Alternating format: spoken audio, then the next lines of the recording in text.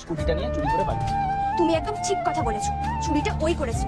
আরে এই সমস্ত ছোট লোকরা না এরকমই হয়, টাকার জন্য একটা স্কুটিও চুরি করে নিল। কিন্তু এবার কি হবে, আমরা ওকে ধরবো কি করে? তুমি আমার ফ্যাক্টরিতে না সবাই ঠিকই বলে, লেবার ক্লাসই থাকবে, সুযোগ পেলেই চুরি করবে। মাথাটা খাটিয়েছে দেখেছো, ইচ্ছে করে টায়ারের হাওয়াটা বের করে দিয়েছে যাতে ওর পেছনে না যেতে পারে। আমাকে অ্যাড্রেসটাও বলে নিও, বিশ্বাস করে আধার কার্ডটাও নিয়ে নি। এখন ওকে বের করবো কি করে?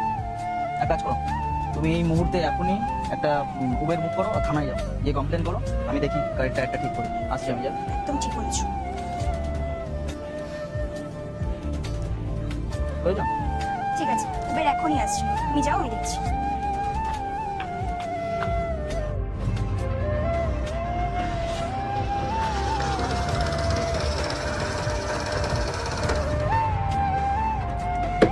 তুমি স্কুটি নিয়ে কোথায় গেছিলে? ইয়ার কি হচ্ছে? তুমি কি স্কুটি চুরি করার ধান্দায় ছিলে? তাহলে কোথায় গেছিলে? আমাকে না বলে তুমি সকাল সকাল স্কুটি নিয়ে কোথায় বেরিয়ে গেছিলে?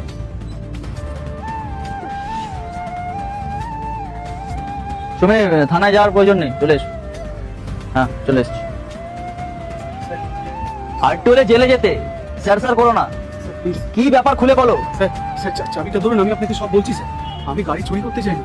আজকে সকালবেলা না আমি আপনাকে ফোনে কথা বলতে শুনেছিলাম যে আপনার অফিসে একটা জরুরি। আল্লাহর নামটি দেখে যে এড়িয়ে যাবে তার মনের ইচ্ছা কখনোই পূরণ হবে না। তাই আল্লাহর এই নামটির জন্য একটি লাইক এবং সাবস্ক্রাইব করে যাও। মিটিং আছে, আমি গাড়ি ধোয়ার সময় দেখলাম আপনার গাড়ির থেকে হাওয়া নেই স্যার। তো আপনি বেরোনোর সময় তখন সমস্যা পড়ে যাবেন, আপনার মিটিংয়ে দেরি হয়ে যাবে। এই জন্য স্যার আমি চট করে এই দেখুন স্যার, এই আমি গাড়িতে হাওয়া দেওয়ার মেশিনটা আনতে গেছিলাম। হেঁটে গেলে অনেক দেরি হয়ে যেত স্যার।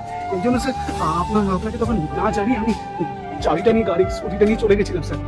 এটাই আমার অপরাধ হচ্ছে স্যার, কিছু মনে করবেন না স্যার। আমি গরিব, কিন্তু আমি চোর নই স্যার। আপনার সাথে দেরি না হয় সেজন্য আপনাকে না জানিয়ে স্কুটিটা নিয়ে গেছিলাম, এটাই আমার অপরাধ স্যার। আমাকে ক্ষমা করে দিন স্যার।